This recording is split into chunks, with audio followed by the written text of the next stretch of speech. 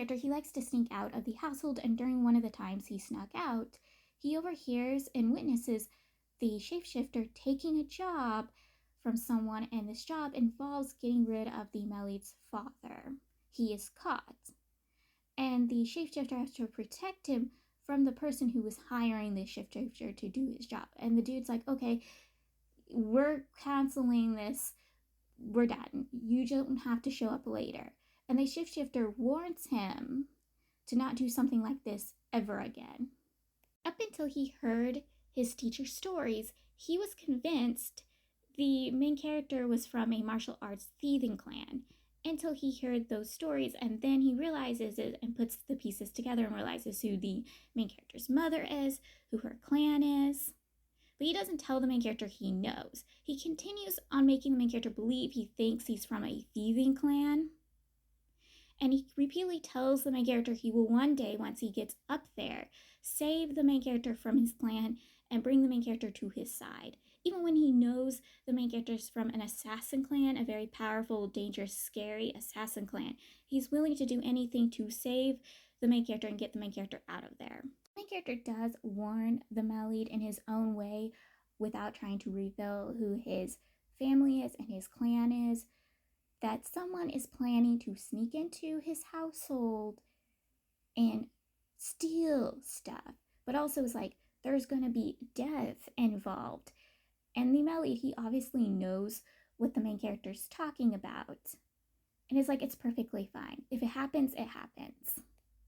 Like, yes, he's the head of the household, but we're going to be fine even if he's gone. Like, he knows what the main character's talking about. The other two servants know what the main character's talking about.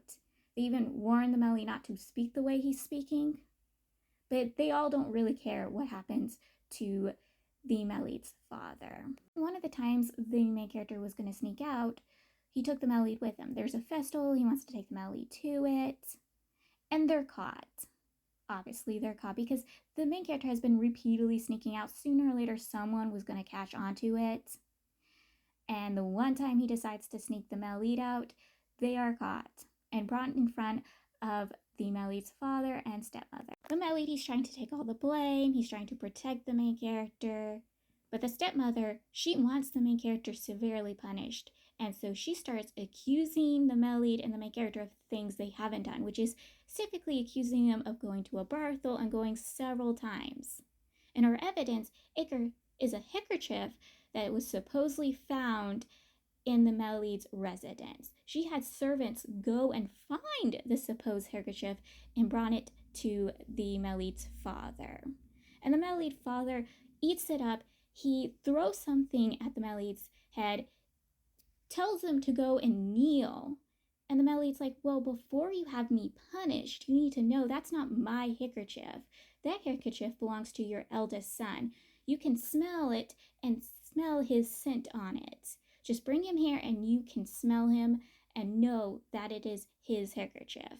Once the eldest brother is brought in front of the stepmother and father, his scent, which he wears a ton of perfume, is obvious to everyone that that handkerchief does belong to him, and the Melid was not lying.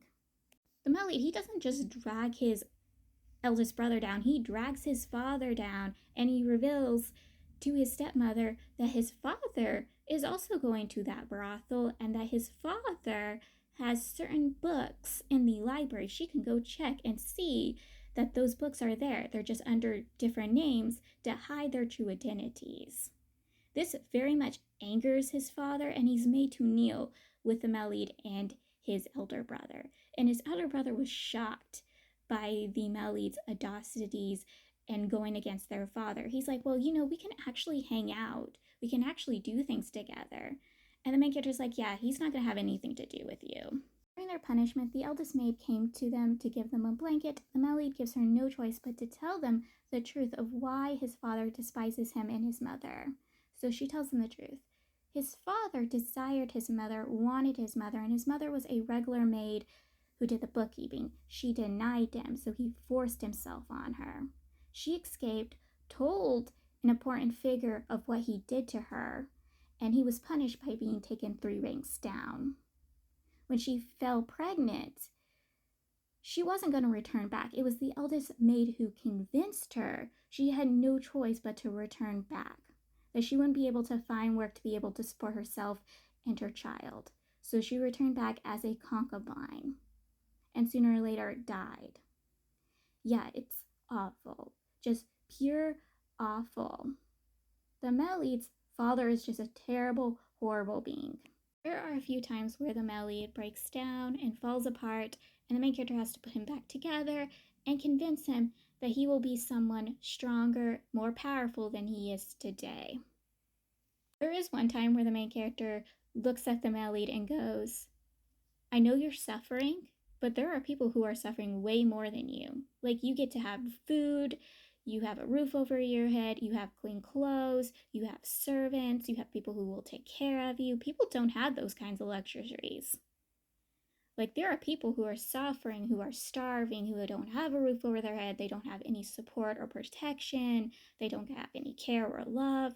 Like, I know you're suffering, but there are way worse sufferings outside in the world. After that last punishment from the Melid's father, the Melid's teacher comes to him and tells him, why don't you travel the world with me? We'll go see everywhere together. I will teach you all of these things. I will show you a world outside of the world you know. And the Melid is honest about his true personality, and the teacher's like, I know what your true personality is. I'm going to try to kind of fix it, but I know there's probably not much I can do, but I'm trying to give you a better worldview. So they both stick to their guns and agree to travel the world together. The main character's uncle comes for the main character. The main character and Melid, they have a farewell. The Melid tells the main character he will come for the main character. He will find the main character and he will free the main character from his shackles. The main character thinks, oh, the reason why I was taken out of the household is because they're finally going after the Melid's father. It's perfectly fine, right? There's no worries. Until he sees the Melid's father go to the brothel, and he's talking to one of the workers, telling her, oh, I will get you out of here once my plans are set in fruition.